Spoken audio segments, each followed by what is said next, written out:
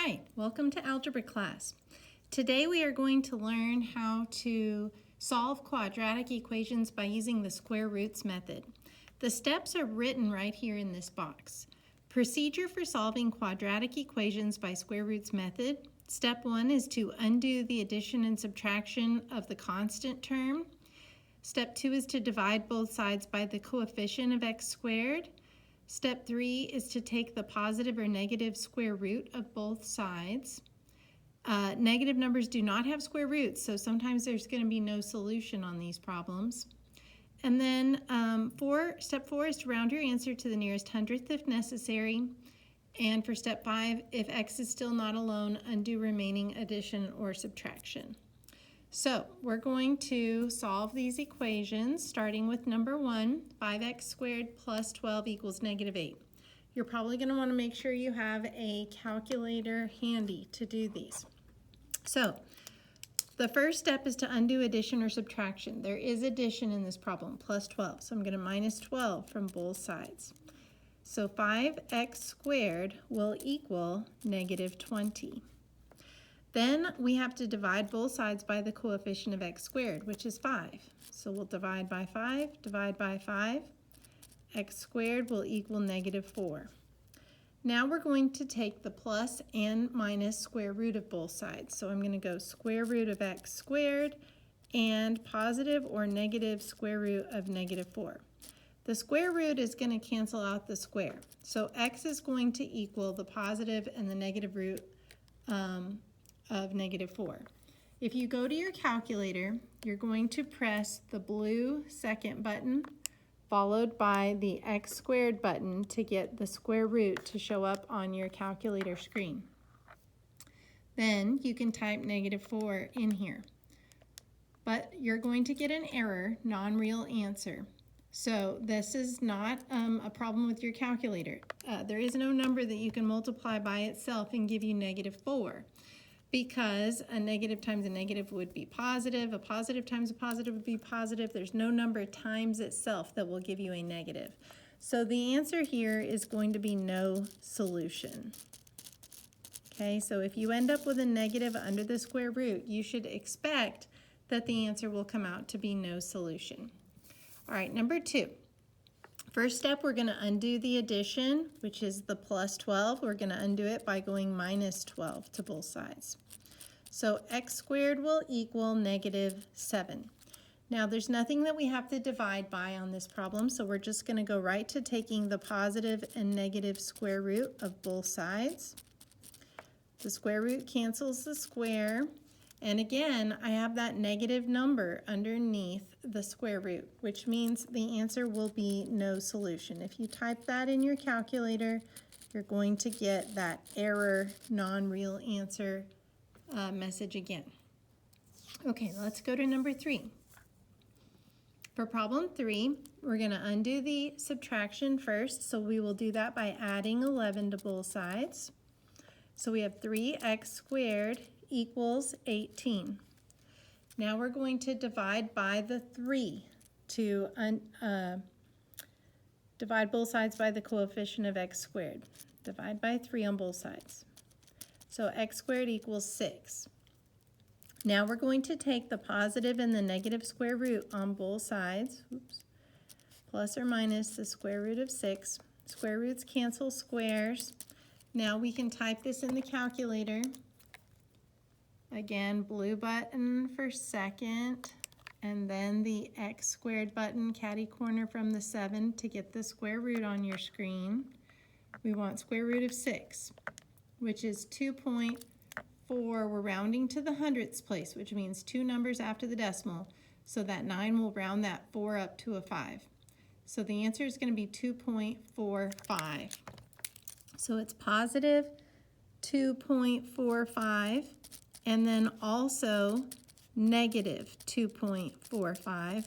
We're doing both the positive and the negative square root. There are 2 answers to the problem. So we'll have positive 2.45 and negative 2.45. Okay, it's also fine to just say x equals the square root of 6 and x equals negative square root of 6. You don't have to do the decimal. You can leave it like that if you want to. Okay, number 4. There is no addition or subtraction outside of the square on this one to undo, but we do have the 6 as the coefficient that we're going to divide by. So divide by 6 on both sides. X minus 4 squared will equal 7. And now we're going to undo the square. So we're going to do the plus or minus square root on both sides. Plus or minus square root of 7. Square roots cancel squares. So we have x minus 4 equals positive or negative square root of 7. So second square root of 7 gives me 2.6. That'll round up to a 5, 2.65. So we have positive and negative 2.65. So now we're going to have to break it up into 2 separate equations. One where x minus 4 equals positive 2.65, and one where x minus 4 equals negative 2.65. So we'll add 4 to both sides. So this will be 6.65, and here we'll add 4 to both sides also, and that will give us 4 minus 2.65 is 1.35. So you could type that in your calculator if you want to. Negative 2.65, let's get this where you can see it, plus 4 gives you 1.35. Okay, so those are your 2 answers to the problem. All right, let's go to number 5. On this one, we don't have addition or subtraction outside of the square to get rid of, but we do have the coefficient of 3, so we're going to divide by 3 on both sides. X plus 5 squared is equal to 8. Now we're going to do the positive and negative square root on both sides. Positive, negative square root of 8. Square roots cancel squares. We have x plus 5 equals, let's see what the square root of 8 is. Second square root 8 is 2.83.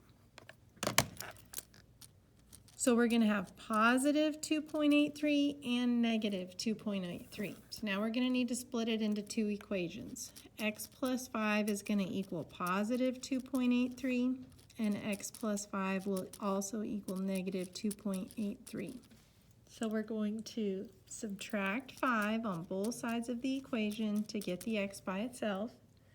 So that's going to be negative 2.17, and then we're going to subtract 5 over here. X equals negative 7.83. So those are the 2 answers to the problem. All right, let's go to number 6. Now, on number 6, we don't have addition or subtraction outside of the square to get rid of, but we do have a coefficient of 1/2. You can divide both sides by 1/2 to get rid of it, or since it is a fraction, you can multiply by the reciprocal of 1/2 on both sides to get rid of it. So that's what I would choose to do. The reciprocal of 2 means you flip the fraction and multiply. So times 2 on both sides. If you multiply times 2 on both sides, that will cancel the multiplying by 1/2. So 1/2 times x minus 8 squared equals 3. We're going to say put this side in parentheses times 2 and this side in parentheses times 2. So the 2 and the 1/2 cancel, and you have x minus 8 squared equals 6. Now we're ready to take the positive and negative square root of both sides. So we're going to go square root of x minus 8 squared equals positive or negative square root of 6. Square roots cancel squares, and we already figured out on problem 3 that the square root of 6 was equal to 2.45. So I need a positive 2.45 and a negative 2.45. Now I'm going to split it into 2 equations. X minus 8 equals positive 2.45, and x minus 8 equals negative 2.45. So we're going to add 8 to both sides. X equals 10.45. And then we're going to add 8 to both sides. X equals 5.55.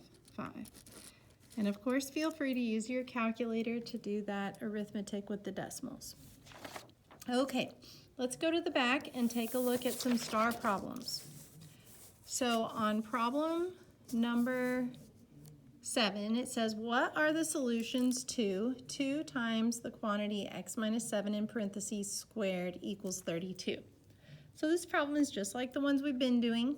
There's no addition or subtraction to undo first, so our first step is going to be divide by 2 on both sides to get rid of that coefficient. So we're going to have x minus 7 squared equals 16. Now we're going to take the positive and negative square root on both sides. So square root of x minus 7 squared equals positive and negative square root of 16. Square root cancels the square. X minus 7 equals, guess what? The square root of 16 is a nice number. You might remember that. Square root of 16 is 4 because 4 times 4 equals 16. So we'll have positive and negative 4. So we'll have x minus 7 equals 4 and x minus 7 equals negative 4. Now add 7 to both sides. X equals 11 and add 7 to both sides here. X equals 3. Negative 4 and positive 7 equals 3. So there are 2 answers, and it looks like answer choice C is the one we want to go with. Now, let me show you a little shortcut that you can use on a problem that has multiple choice answers choices like this. You can press, I want you to remember this word solutions. We talked about this earlier this year. This means x-intercepts, zeros, and roots. All of these words mean the same thing in algebra. So I'm going to press y equals. I'm going to type in the equation. 2 parentheses x minus 7 close parentheses squared. But I do have to get it set equal to 0, so I've got to minus the 32. Then I'm going to hit graph. Where does it look like the graph hits the x-axis? Well, there's one place right there at 3. Now I can't see the other one because it's 11 and this only goes to 10. But if I change my window so that my x max goes out further, like maybe to 15, and hit graph,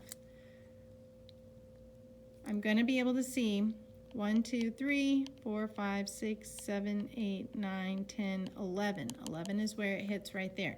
You can also hit second graph and go into the table. You'll see a 0 next to number 3, and you'll see another 0 next to number 11. Now, you do have to get the equation set equal to 0 to put it in your calculator before you do that. So we do have to go minus 32 to both sides and get it set equal to 0. But that's one way that you can check. Okay, now number 8. We have to start by taking the square root because there's nothing to add or subtract to both sides and there's nothing to divide by in front of this parentheses. So we're just going to go square root of x plus 7 squared equals positive or negative square root of 81. So the square root cancels the square. We have x plus 7 equals positive or negative 9. Remember, 9 times 9 is 81. So we have x plus 7 equals 9 and x plus 7 equals negative 9. So we'll minus 7 on both sides. X equals 2. And we'll minus 7 on both sides here. X equals negative 16. So the correct answer is D. Okay. Now, one other thing that you could do on your calculator, you can subtract 81 on both sides to check to see if the graph hits the x-axis at these numbers and look in the table. But another thing you can do is substitute these answers into the equation and make sure that it comes out right. So I could go parentheses negative 16 plus 7 close parentheses squared and hit enter. It gives me 81. I could try the other one, parentheses. 2 plus 7, close parentheses, squared, hit enter. That also gives me 81. So that's another way that you can check your answer. All right, we're on the last one. It says, what is the positive solution to the equation 0 equals 1/3 x squared minus 3? Now, this is a free response star problem, and it only asks for the positive solution. So this means we're probably going to get two answers. One of them's going to be positive, one of them's going to be negative, and we would only enter the positive solution and leave the other one out. So we're going to first start by undoing the subtraction, get rid of that minus 3 by adding 3 to both sides. 0 plus 3 is 3, so I have 3 equals 1/3 x squared. Now you can divide by 1/3 on both sides, especially if you're using a calculator, but just like when we had the 1/2, probably the easier thing to do is to flip the fraction and multiply. So we could take both sides and multiply times 3. The reciprocal of 1/3 is 3. So the 1/3 and the 3 multiplied together cancel each other out, and we have 3 times 3 on the other side is 9. So 9 equals x squared. Now we're going to take the positive and negative square root on both sides. Positive and negative square root of 9 equals square root of x squared. The square root and the square cancel each other out. And I do know the square root of 9 is 3, so we have a positive and a negative 3 for our answer, but we only want the positive solution on this problem, so x equals 3 would be the answer that we want to enter. Okay, that's all for today. Bye.